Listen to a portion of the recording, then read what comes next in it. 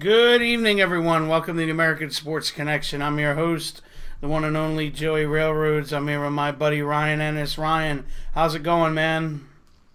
Good. I missed everybody last week. Well, at this time, we were just leaving Mexico. Actually, a couple hours ago. We would have been just leaving Mexico. So, before we get rolling with everything, how was your cruise?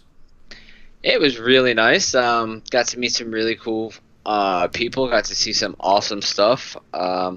Actually, when we were in the second place in Mexico, Costa Maya, a lot of it was actually centered around like lucha libre. Like we went to a restaurant where there was a ring set up, and they actually were having matches in there. Like we caught the tail end of it, but they had a match in there while people were eating with the tables all around and everything. And then they posed with people. The menus were in the shape of a lucha mask. All the drinks are named after famous luchadors. It was really cool. Yeah, man, that had to be like weird to like sit and try to eat while there's guys wrestling around you. Yeah, like where we ended up sitting, we were kind of maybe about 30 feet away from the ring, but there were other tables in front of us, and there was one spot where the guy did a moonsault outside, kind of like an acai moonsault outside, but not really. There was enough space between the tables that it made like the old lady kind of like but like there was no harm at all, and it was cool. And then it got so hot there that they just it's probably like 10 o'clock when they stopped. Hot in the restaurant? Well, it's an open air restaurant, so it had a like a straw kind of roof. It was long and stuff like that, but there was no actual like walls. Okay. I mean, like you're in tropical paradise, so like they really didn't have walls, but it was the same temperature inside as it was outside. Just you weren't in the direct sunlight. I got And you. it was in the mid 80s. But Nice. gorgeous mid 80s. Yeah, bro. We lucked out so much. And the country of Belize, like the countryside is so beautiful. The spice farm we went to was like unreal, man. Like the stuff that I saw all in one place. The guy's originally from India, and he bought 500 acres in Belize and converted it to a spice farm, and he has spices and flowers and herbs and fruit from all over the world, like in that temperate climate. So they grow a lot of stuff from India. They grow a lot of fruit from the Caribbean. So it was beautiful. Yeah, it was just a good time. That sounds like the life, growing fruit and stuff like that. Bro, it's a lot of work. Did you know that from when they plant vanilla, through all the processes to actually have like usable vanilla flavoring and stuff, it takes 1 year and another 6 months if you want the extract. Jesus. That's how long it takes. And when it opens to germinate, you have 6 hours before that pod closes. And once that pod closes, it closes forever. Wow. Yeah. The process to make vanilla is really long. I believe it's also chocolate is another one, but vanilla. It's kind of like, how did people figure out all of these steps for all this amount of time were required to get the optimal flavor from this? Like, it makes you think on something different. So Yeah, like a trial and error kind of deal. but just to even know that that's the route to go down for the trial and error, like, how long do you like dry it indoors? How long do you dry it with humidity? How long do you do this? How long do you do that? Like, it seems so scientific, and it just gives you a different perspective from what it takes from actual growing it in a farm somewhere to having it sprinkled on your food, um, at your house. So. I don't know, Definitely. and then it gives you perspective. Like when you're driving around and you see some of the squalor that people live in, um, like driftwood homes, like that white, sun bleached wood, and that's what people's homes are made out of. You kind of be grateful for the things you do have.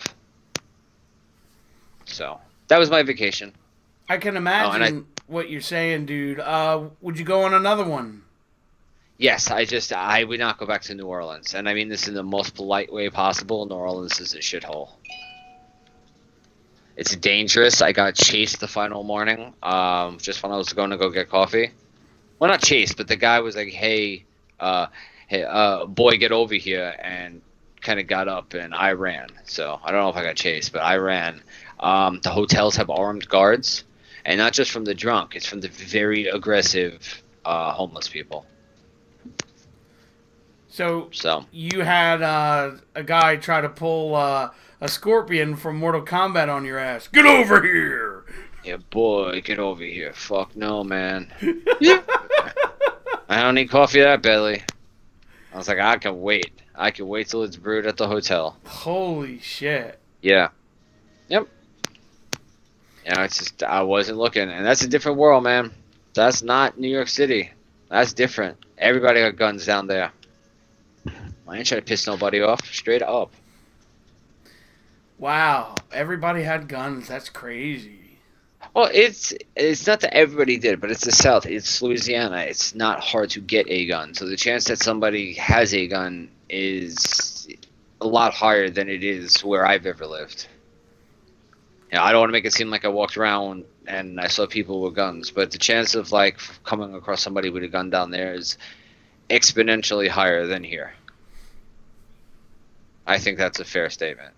No, I got you where it's easier to get one in a southern state as opposed to New York State. Yeah, and it's just more of a part of a life, which I'm completely okay with. I'm one of the few Northerners that's just like, hey, give everybody fucking guns. Like I'm just, Yeah. just give everybody guns. But I'm also for like, let's make sure that they don't have better guns than the cops do. Yeah, and that's another fight for another day. But yeah, let's get to some wrestling. Absolutely. Before we do that, don't forget to check out our social media stuff. You can find us on Facebook, Twitter, Instagram at ASC Pods. You can check out our entire catalog on B Plus Player Radio. Find them on Twitter at B Plus Radio.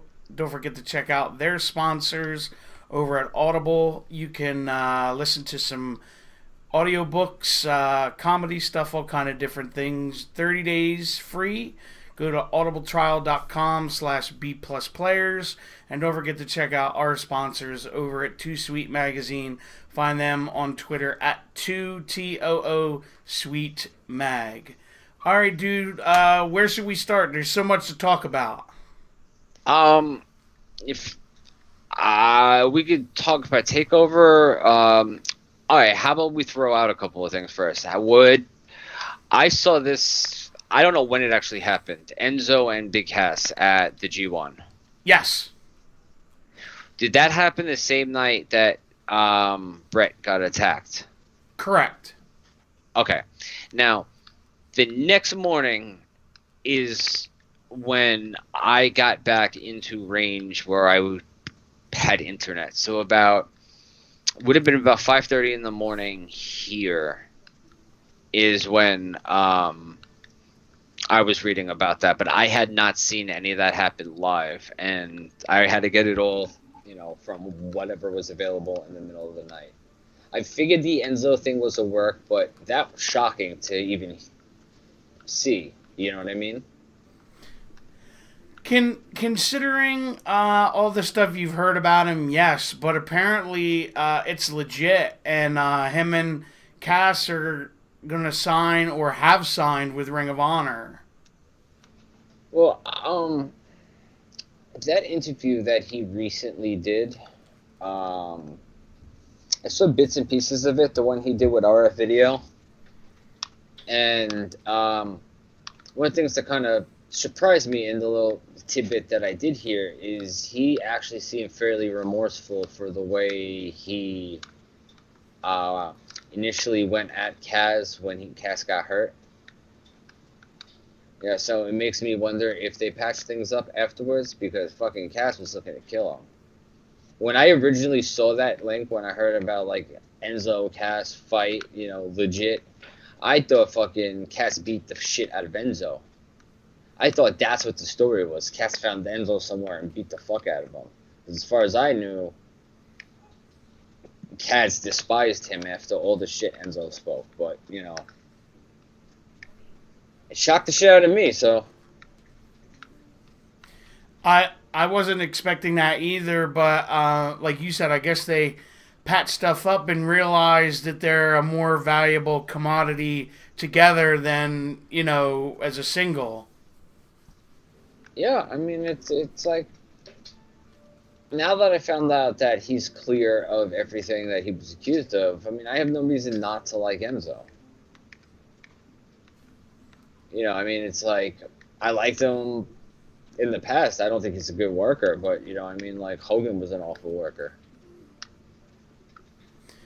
I'll say this, he can get some heat, man, that's for sure. Yeah, I mean, and it's I won't be paying any money to go see him wrestle, but it's good for them though.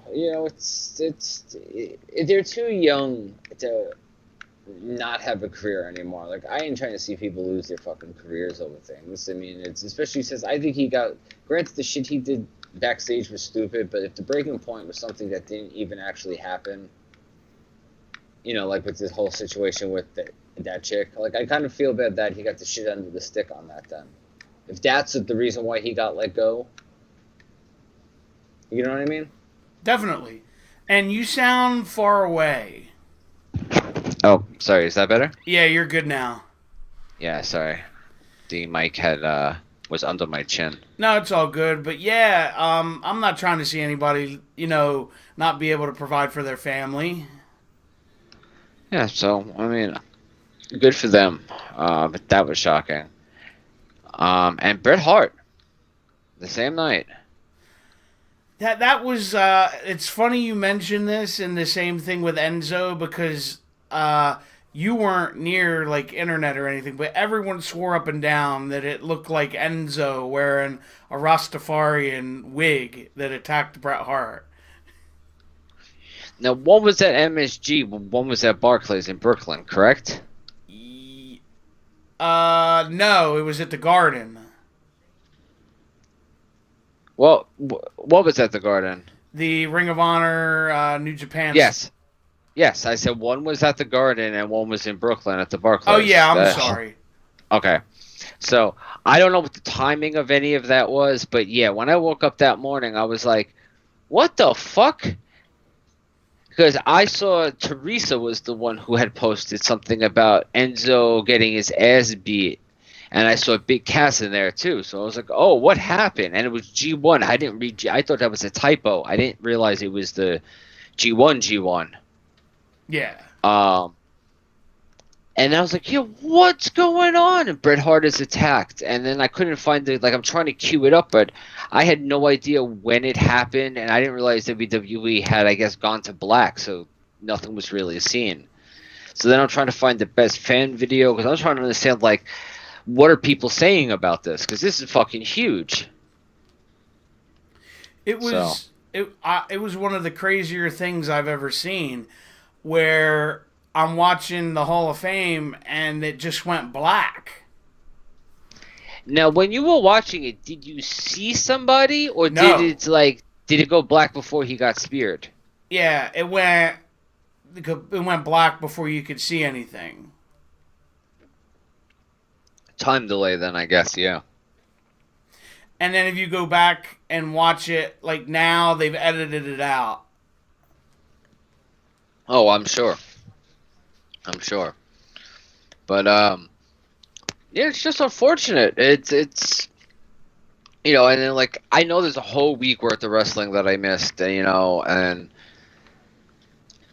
it's impossible to go back and catch up on things because there was so much that happened. Yeah. But that's why you're here to give me a highlight of what I missed while I was in paradise. Well, did you see the fan video of Bret Hart's attacker getting beat up? I saw the one where Dash just fucking cold clocks the guy in the face. Well, there's one video where you see Ronda Rousey's husband like beating the snot out of him. Yeah, bro. I mean, I'm not usually pro legitimate violence, but in a situation like that, absolutely. And then, and I do want to say, do you know how I managed to watch WrestleMania? Because keep in mind, I was on vacation. My wife let us come back to the hotel so I could watch WrestleMania while we were on vacation. Like, how awesome of a wife is that? I just want to point that out. That on vacation, my wife let me sit there and watch WrestleMania. You got to keep her there. I know. I got to keep her. She's sitting right here, so I wanted to make sure I. Oh, and the night after, she didn't throw a fit when I was like, "Could I watch this for 3 hours instead of cuddling in bed?" So. Wow. I just want to point that out. That's how lucky I am.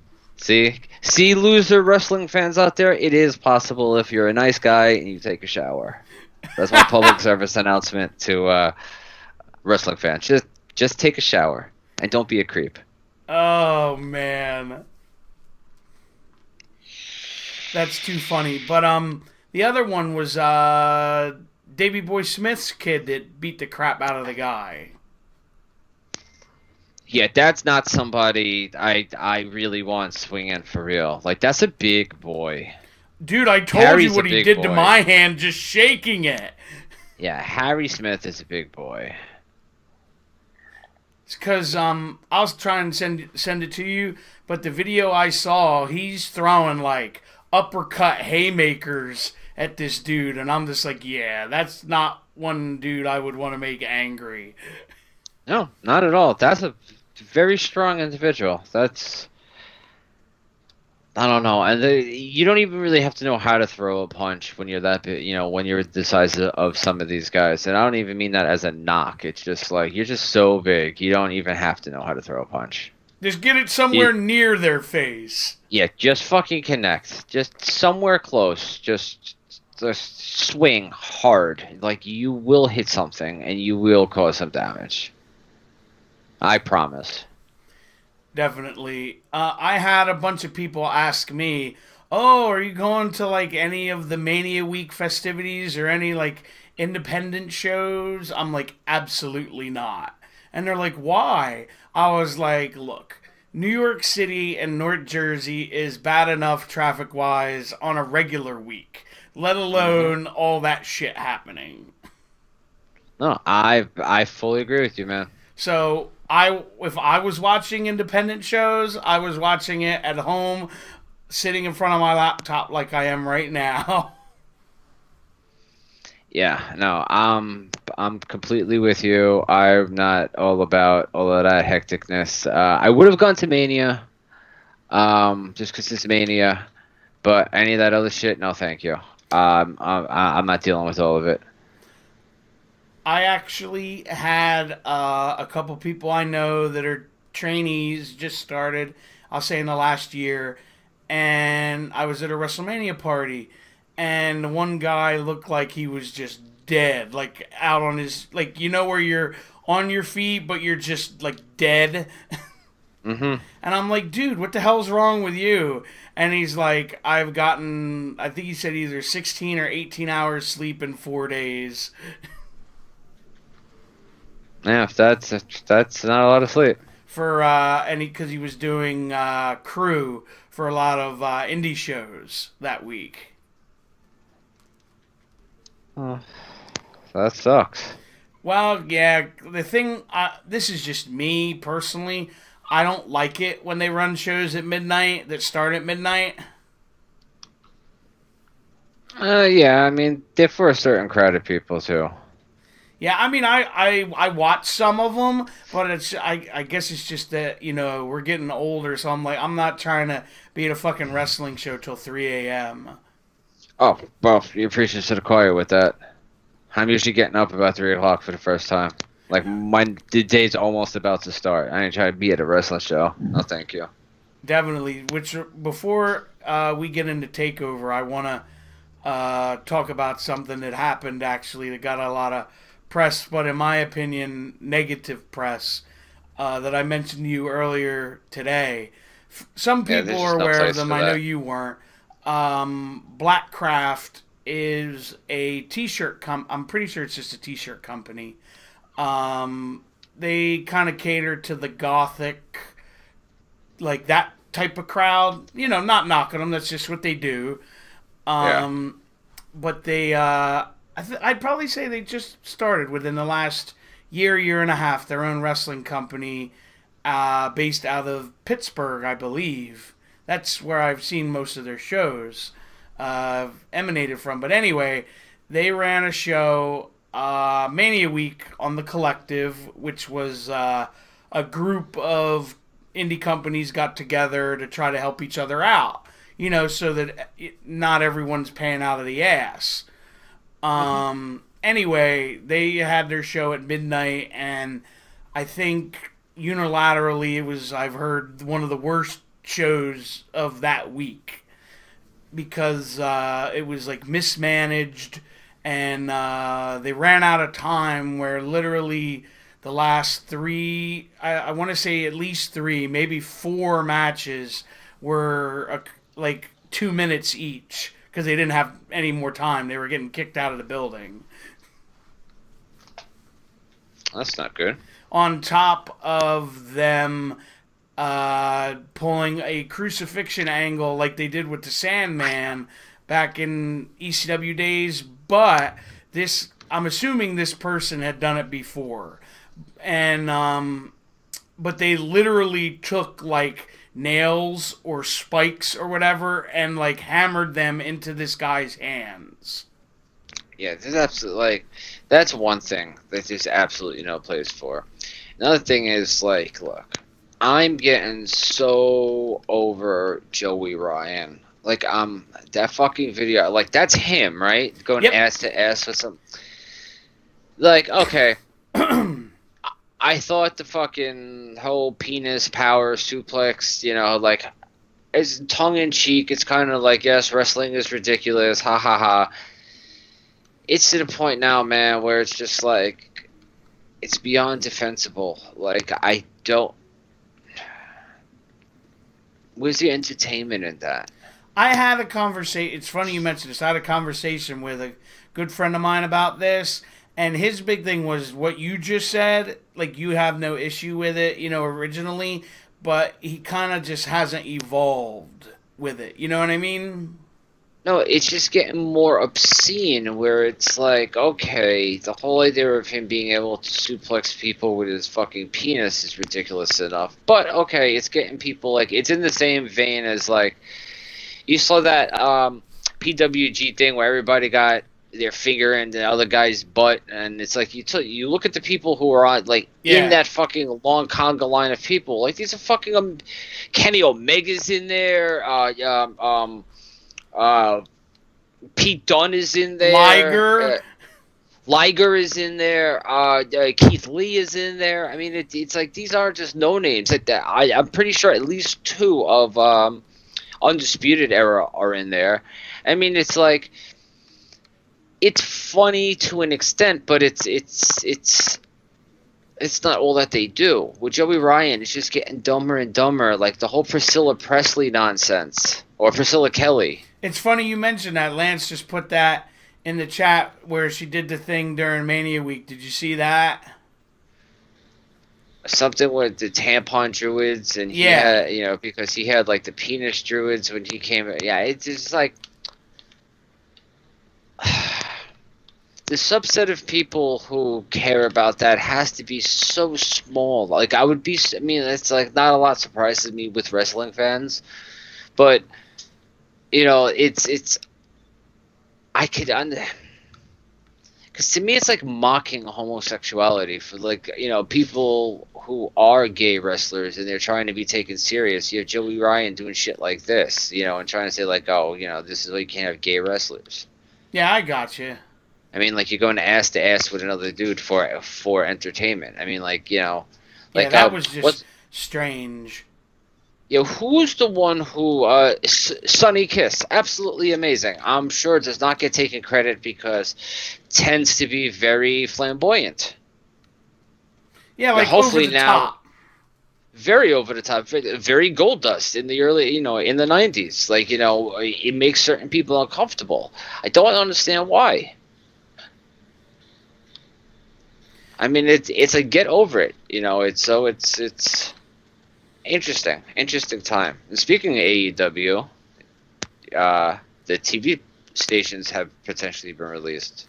Yeah, the big rumor is with AEW that either TBS or TNT is going to be carrying them starting in October.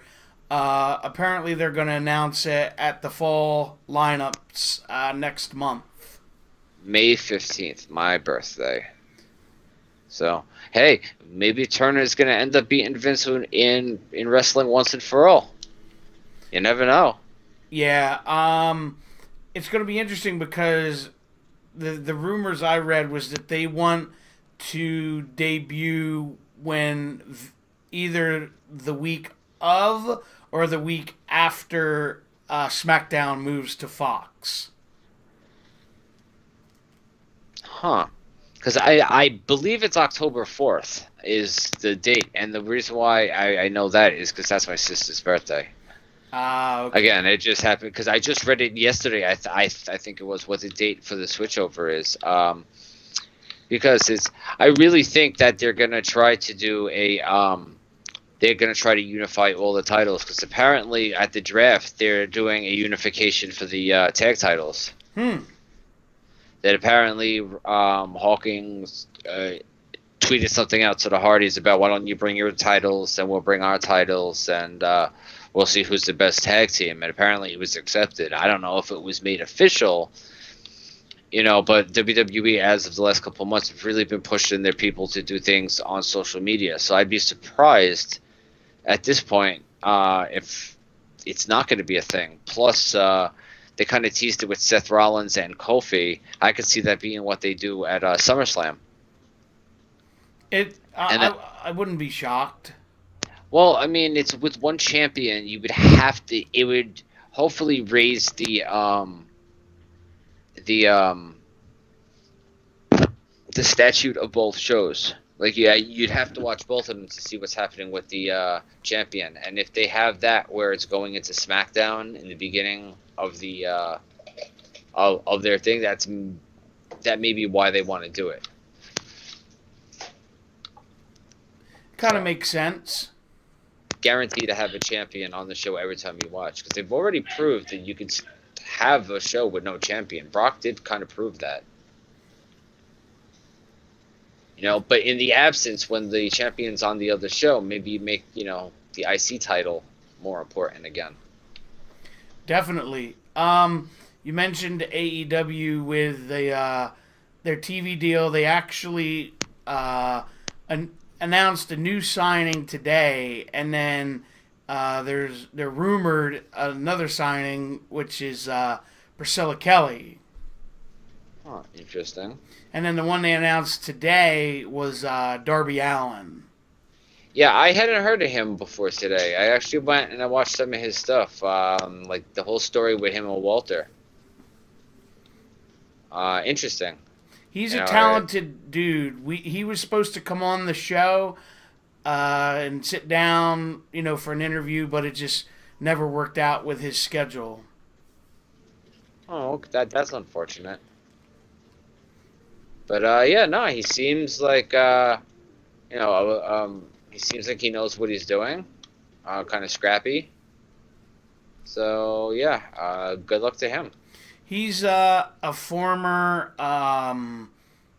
like punk skateboarder kid. That's what I read about him. Yeah, that he made his name originally in skateboarding or something like that. Yeah, good for him, man. Definitely. The other big news coming out of Mania is, and we'll say allegedly, because I read something right as we were getting on that I want to read to you if I can find it about the whole Sasha Banks Bayley deal. I mean, yeah. Apparently she wanted to quit, and now apparently Bailey wants to quit as well. Correct? Yes. I can't say I completely disagree with them. No, I mean it's like, especially Bailey. I can't see Bailey's been used right, fucking at all since she's been called up to the main roster. She's basically a large child. Yeah, I thought she could have been the female Cena if she was booked right. Oh, absolutely. I think you and I were both on the same page with that. I absolutely. Kids just fucking loved her. You didn't have to do anything. Just let her continue to be her. But not book her to be a fucking infant, which is basically what it seemed like a lot of the time. Like they were just treating her like she was just a child in a woman's body. It'll always come back to that fucking match he had with Alexa Bliss. The one where Alexa beat the shit out of her with the weapons, that the weapons were legal. And Bailey refused to use the weapon because she was too good to use it. It was like she was a stupid, naive kid. I don't know. No, I agree with you, but I found what I was looking for. I don't know how much stock you take in Ryan Satin from Pro Wrestling Okay. Sheet. Hit or miss, but yeah, what's he got to say? He's reporting, heard from a few sources now that are saying Sasha Banks and Bayley were laying on the floor of the locker room on Sunday and back in the hotel in front of one of their rooms, loudly making it known they were unhappy about losing the tag titles. Huh. And then he also goes on to say, this information I've received is from 4 different sources that I've spoken with in the past day, all independent from each other, and all came to me about it. I mean, I could see that because I know Alexa said something about being immature to Sasha on Twitter, and usually, you know me, I don't give a shit about Twitter, but I found that to be mildly interesting. And that kind of fits into the same narrative. Like that would be very embarrassing, and immature. So interesting. And then I don't know if you saw, she apparently Sasha was supposed to work on Raw. She was supposed to work Alexa.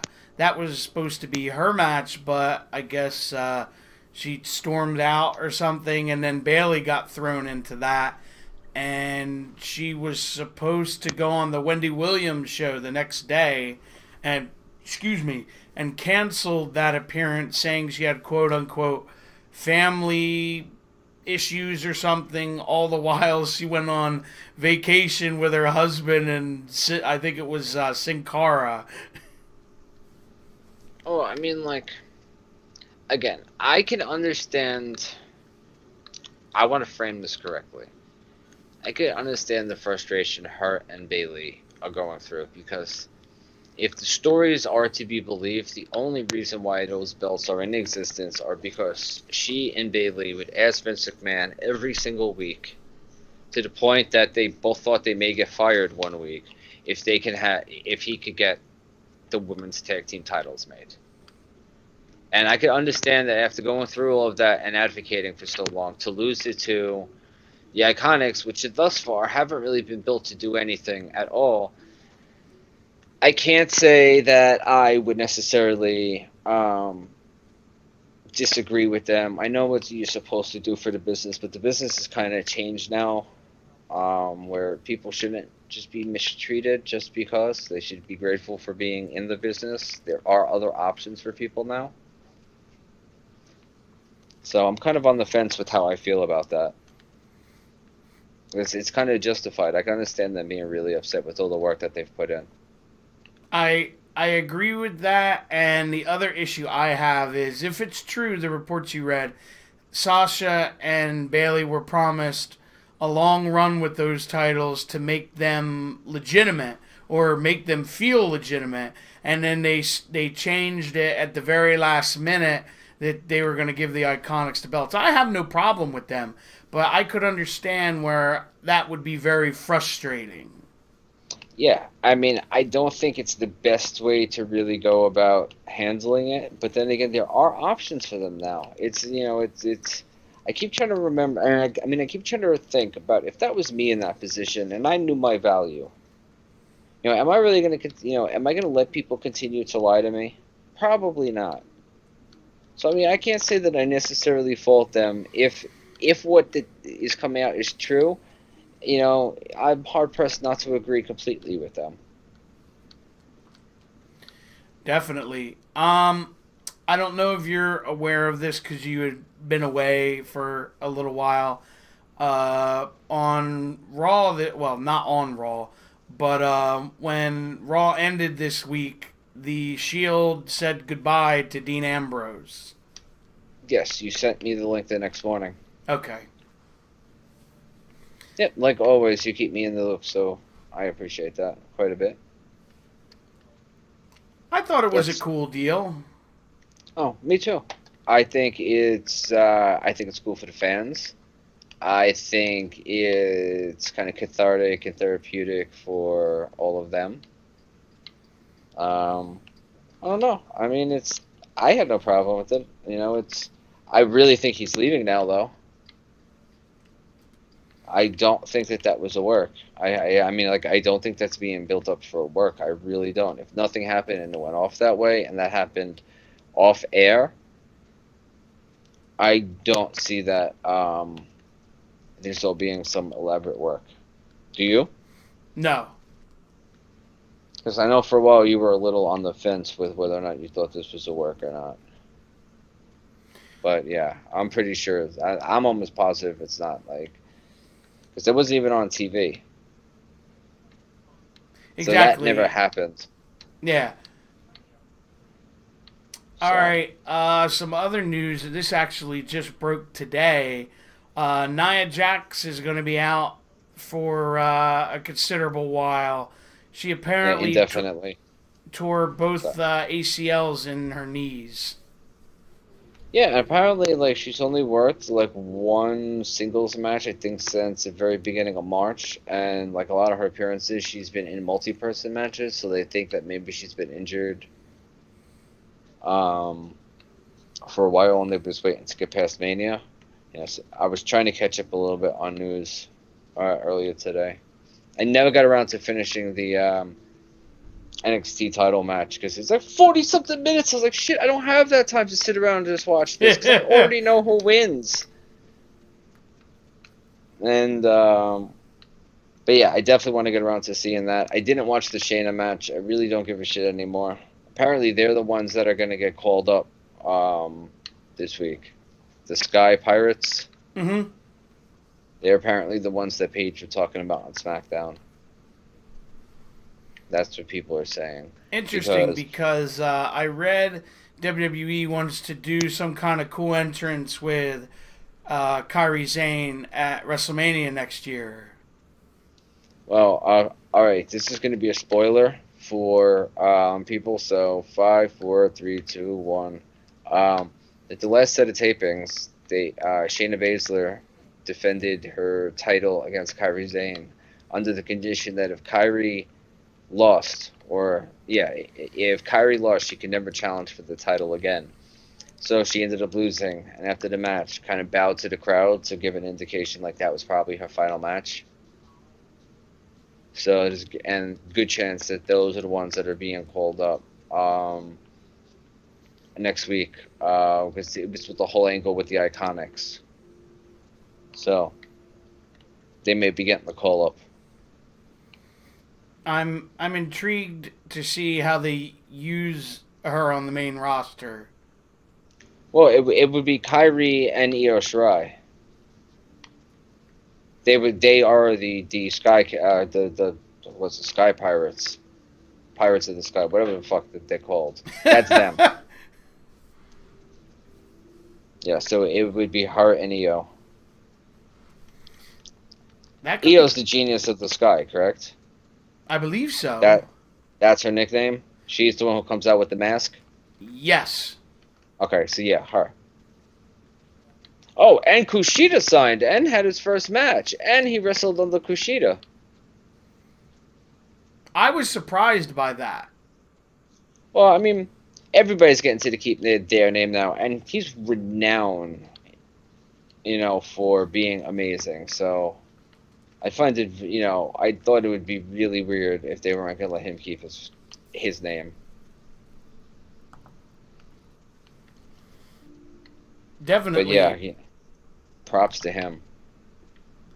Absolutely. And of course, he went against Ono. Yeah. Oh well, Ono.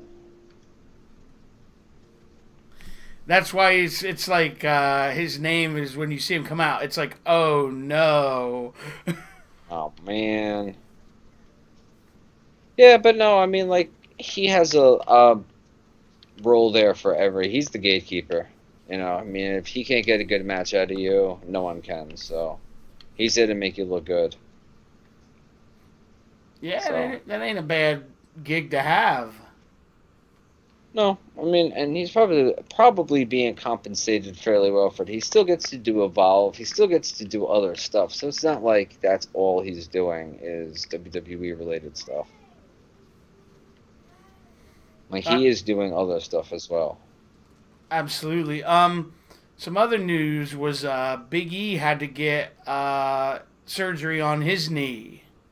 Now, did he get the surgery already? I don't know, or if he's getting it like in the next few days.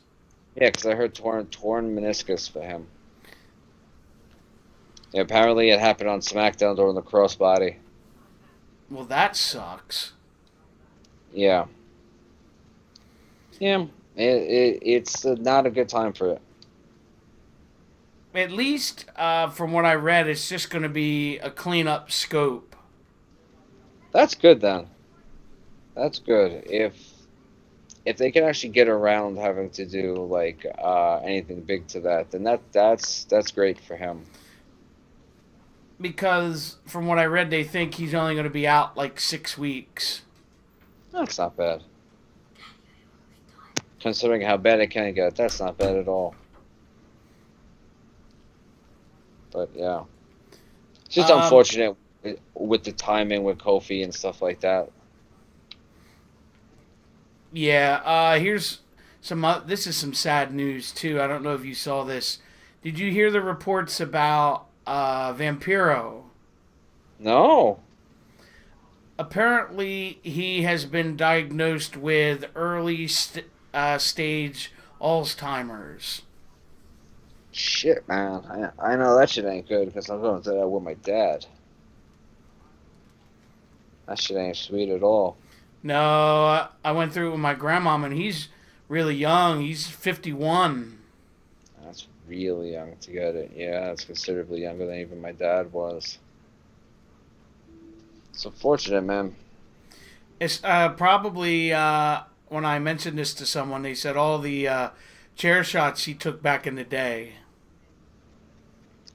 Sure as fuck didn't help him. I don't know how much it made it worse, but yeah, I know what you're saying though. I mean, it's didn't help. The same with Foley. Foley's gonna go down a little fucked up path. Also, I feel bad for his family, and I mean that in the best possible way. Like, I'm not trying to sound like a dick. It's just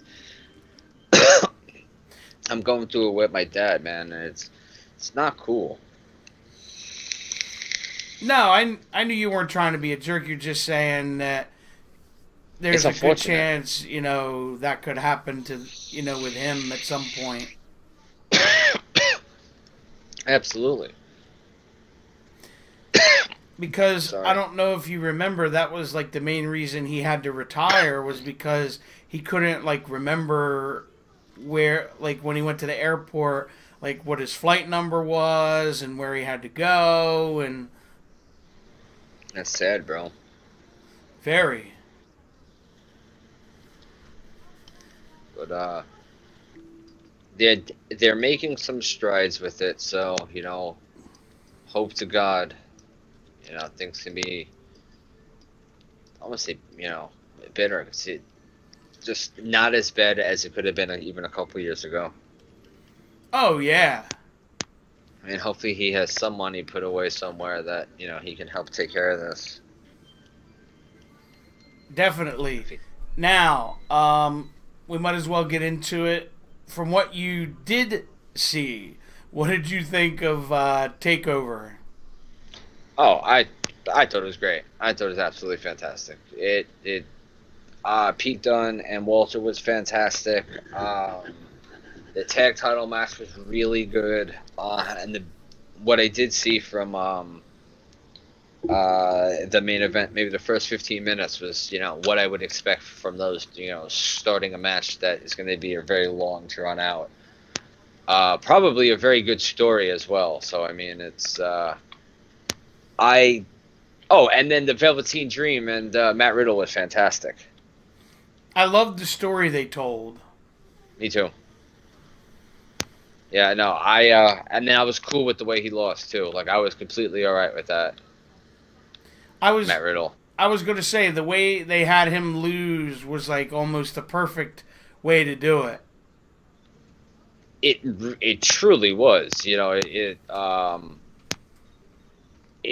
kept them both very strong. But no, I really enjoyed the show. I thought it was really good. Man, some of those strikes Riddle was throwing, Jesus Christ, man. Yeah, and I give it to Dream for just being able to take them. Like that Whew. shit's not easy. Hell no. And I mean, I've always been a big Dream fan, but I mean, he keeps it. Like I popped so much when I seen he was dressed like the Statue of Liberty when he came out. I was like, that is fantastic. Yeah, he put his own little touch on it. Yeah, but good match. The whole night was great. What was your opinion on the main event? Because according to Meltzer, it's the only 5.5-star match he's ever given a WWE match. What's Huh. your opinion? Interesting. I 'Cause, had mentioned this before. I liked the story they told. I just the people are going I'm going to get shit for this. And it's going to sound weird when I say this, but I liked the story they told, but I didn't necessarily super like love the match. okay, why? I mean, you're completely entitled, you know, to that. Like, what made that different from any of like the? Because again, I didn't see it, so you're talking to somebody who really hasn't seen it. Like, how would you differentiate it from one of like his match with Ciampa, any of his matches with Ciampa? Because the way I would explain it, if somebody asked me what you're asking me, is I felt like that was a match I've seen at PWG before. Okay, so you realize that most people there, even the big wrestling fans, don't know what PWG is, right? No, they don't know. So I mean, like, for somebody who hasn't seen it 5,000 times, like can you see why it was why it was considered that great of a Absolutely. match? Okay, so you're just being a wrestling snob at the moment. Yeah, I guess I'm just being an elitist. Okay, because sometimes that needs to be separated because it is it a match you have seen 1,000 times like Randy Orton and fucking Rey Mysterio kind of thing, or is it just something that I don't know how to put it, but all right, so it could really potentially be the greatest match under the WWE Oh, and umbrella of all NXT, time. definitely. Well, this is apparently anything under the WWE umbrella all time. He's never broken that score for. Yeah, no, I could see where someone would say that. Yeah, I want to be able to sit through it where I don't have to get interrupted. So maybe when I'm eating my breakfast tomorrow morning with a big cup of coffee, sit and watch it because I'm hearing nothing but good things about it. So now to get into the big boy, WrestleMania. It was a long fucking show. I didn't see all of it. I didn't see a lot of the undercard. I didn't know Ryder and Hawkins won the title until 2 hours into Mania. I'll tell you this. I was at Tremont's watching the show because he had a WrestleMania party. And I don't know if you know this, Hawkins came out wearing all green. Yes. Like green and white. Well, I was fucking with Tremont because Tremont's H2O logo is green, white, and a very small bit of blue. And I'm like, bro, he's wearing the H2O logo colors, man. And I'm just messing with him. He's laughing and shit about it. But I saw the whole show. I think it was after the Kofi match. I got up and took a walk because I don't want to say I was burnt out, but I was just getting fidgety and I wanted to get up and walk around. No, that's completely understandable. Yeah, during one of the last matches, I was just like, you know what? I'm on vacation. I'm tired. I know I'm going to be up before my wife. I can watch the rest of the morning, and I went to bed before the main event. That's how I still haven't seen the Roman Reigns versus Drew McIntyre match. I'll tell you this. I had no desire to. Yeah, I'll tell you this real quick, and then I'll give you my thought on the Roman match. Mm-hmm. My boy was so emotionally invested in that Kofi Daniel Bryan match that when Daniel Bryan lost, he cried. Out of happiness? No, he was mad. He wanted Daniel Bryan to win? Yeah. Okay. That's surprising.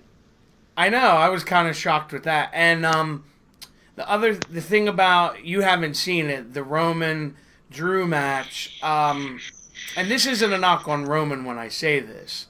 I understand why Roman had to win, but I felt that they could have found someone other than Drew to do it. Okay. Because I feel Drew has the potential to be a really big main event level talent. Okay.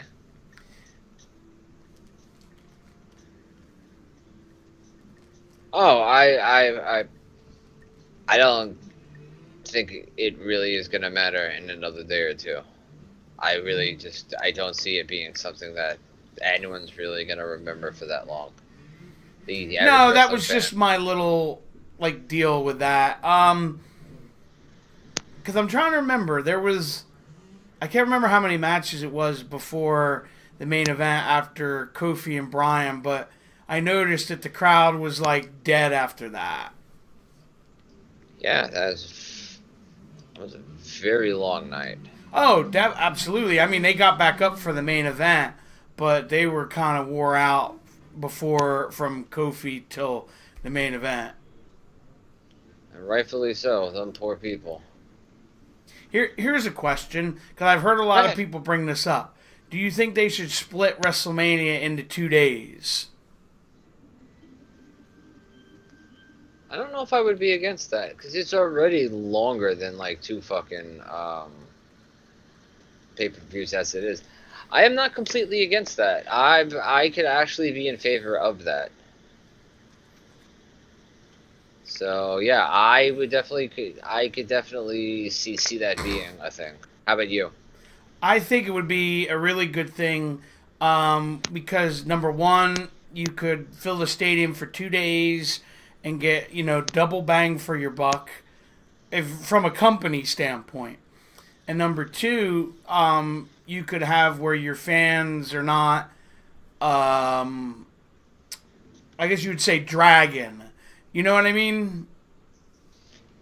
Yeah, I mean, like, I wanted to know what the logistical other side of that is. It may be a buzzkill for people to get to two events, even if it's in the same place, like with public transportation and stuff like that. If one night was a nightmare, how many people do you think would have gone the next night? That's a very valid point. And I don't mean that people just wouldn't go, but I think it would, like, things would just be a lot harder, if that makes any sense. Like, I don't know. I mean, I'm not against it. Like, I'm definitely open to the idea if they're gonna have these fucking shows that are 17 hours long. But I think it was 7.5 hours total with everything this year. That's ridiculous. Absolutely. So, I mean, that's how I see it. I think that's a little ridiculous. So, no, I would definitely be on point with having it be cheaper. I mean, having it be two shows. Sorry. Yeah, and I think if they logistically tried to work it out, it could be better for everyone, in my opinion. It genuinely could be. Yeah, no, I'm all for that. I think that could work. Because the roster is just so big now, and they want to try to make sure everybody gets on. I think that's the way you do it. Yeah, I'm also kind of against just doing it as a way to make sure everybody gets on. I No, don't yeah, know. I know. That's me and Mania. I'm kind of a dick when it comes to that. Did Uh, by chance did you see the as their I call him the evil gobbledygooker on Raw? what in the fuck was that? Like, have you read what people think it could be? Because I don't have a clue, brother. I'm pretty positive it's for Bray. I was kind of thinking that, and then I'm like, oh, poor Bray Wyatt. Because when I looked at it after Lance sent it to me, because I didn't see it live, because I was changed the channel or something, but I watched it and it looked to me like an evil buzzard. That's exactly what it looks like, and Evil Buzzard. That's exactly what that looks like. And I'm Huh. and I'm just like, This you is know, very. when I watched it, Ryan, I kind of like shook my head and I'm like, this is what they're gonna do to poor Bray. I mean, I also want to keep the hope alive that like he's had a bit of a say in this. You know what I mean? That it's not just Vince. That like this is something that maybe he's okay with. That's me being optimistic. You know what I mean? Definitely, I want to see like if they have another like teaser or something this coming Raw or SmackDown. Maybe see if it's something different. You know what I mean? Yeah. I mean, hey, you never know, but I hope it's not trash, whatever it ends up being, for Bray's sake. You Yeah. know, I'll tell you this. I saw this when the Raw ratings came out, and I thought this was interesting.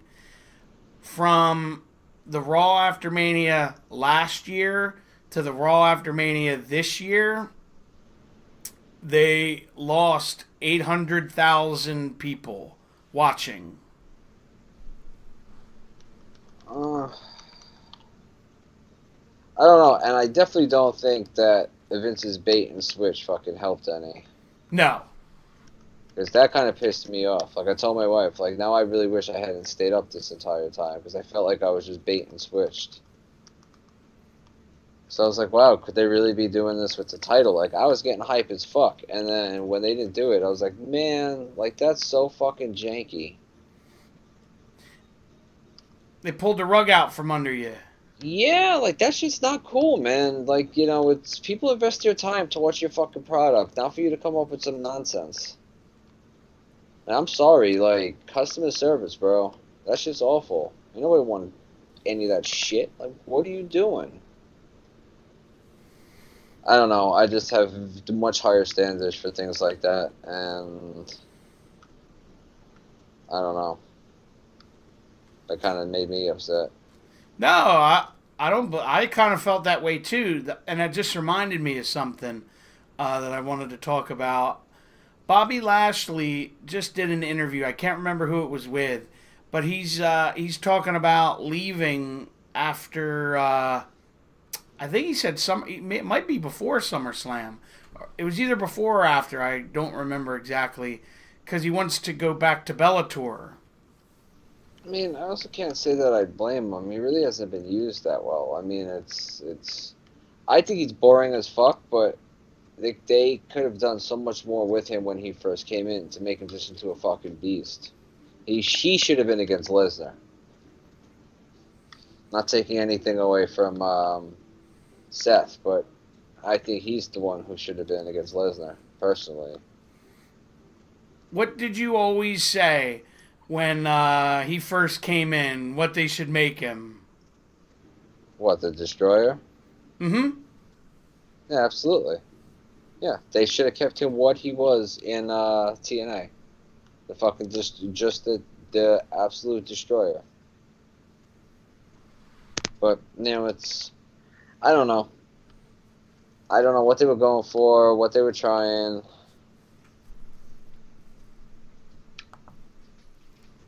It was just, I don't know. It just didn't work. I think. Oh no, the whole Bobby Lashley. Side of Vince Light, that type. Oh, absolutely. Here's a question for you. Have you seen these Vice? They're like, I guess they're considered documentaries. The Viceland documentaries they've been doing on wrestlers. Hey, yeah, sorry, I cut out at the very end. That they've been doing for what? Wrestlers. No, I haven't. Apparently, I don't know if it's going to be a weekly thing, but if you have you're in the States, the TV channel Viceland, they did one on Bruiser Brody, where they tell like all the events leading up to him getting murdered, and then they tell it's Tony Atlas and oh god, I could see his face and I'm forgetting his name. Dutch Mantel. They tell basically like the story of what happened when they were in the locker room, like what they saw. Oh shit. And then this past week was the Macho Man one they did. And then this coming week is supposed to be Bret Hart's. I gotta check that out, because that's right down my alley.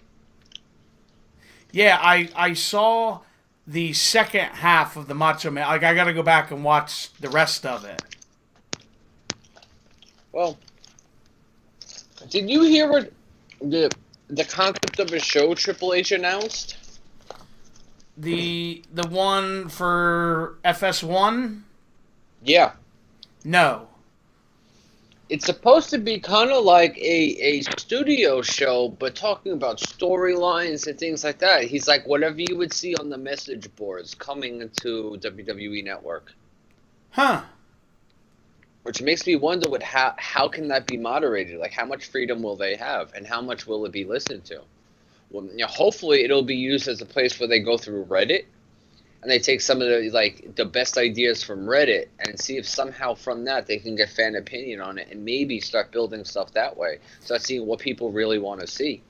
It's not 100% when you tell me that, but it reminds me of the show they had on the network with Peter Rosenberg.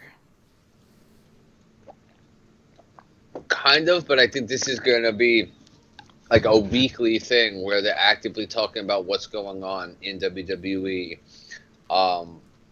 just from a different perspective. If they do, that could be very interesting. Absolutely. Depending on how far Vince is willing to let it go. Yeah, I'm very curious with that one. Oh, here's some other news we didn't talk about. Road Dogg Brian James has resigned as the main writer for SmackDown.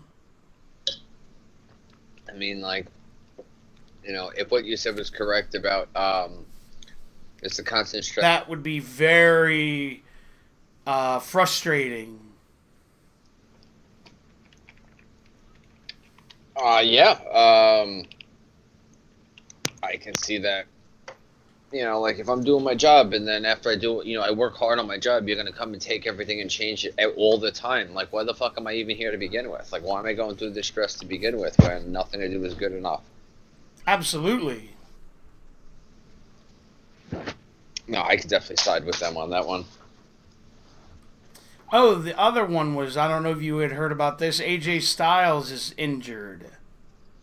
Yeah, apparently on that superplex. And apparently Daniel Bryan had some kind of dings after Rumble 2. I mean, after Mania 2. There seemed to be a lot of really big ding-ups. Yo, what did you think about that fucking... How the ending of Miz and Shane for Mania? Well, give me a letter grade for that match and the ending. I enjoyed the story and everything. I don't know how I would give it a letter grade. It's... How do I want to say this? It's like with a Shane match, you always expect some crazy thing to happen now. See, but... Is that fair? Yeah, absolutely. For me, I give both an A because this is... Usually a Shane match is thrown together a couple weeks before Mania with absolutely no story, no nothing. This has been going on since the Saudi Arabia, the greatest fucking thing. Like, yeah. The tournament. It's the first time WWE did anything like this in a long time where there was long-term booking involved. You know what I mean? I'll give them that. That was really well done.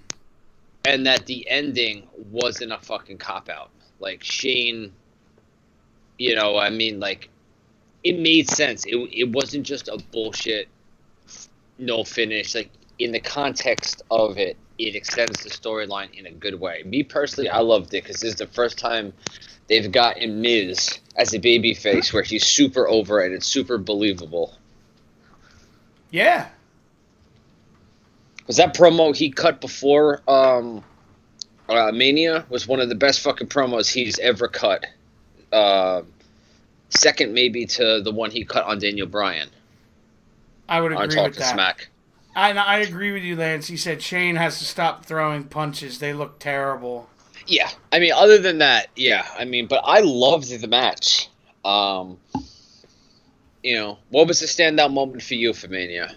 Because we haven't really spoken about Mania at all. Huh.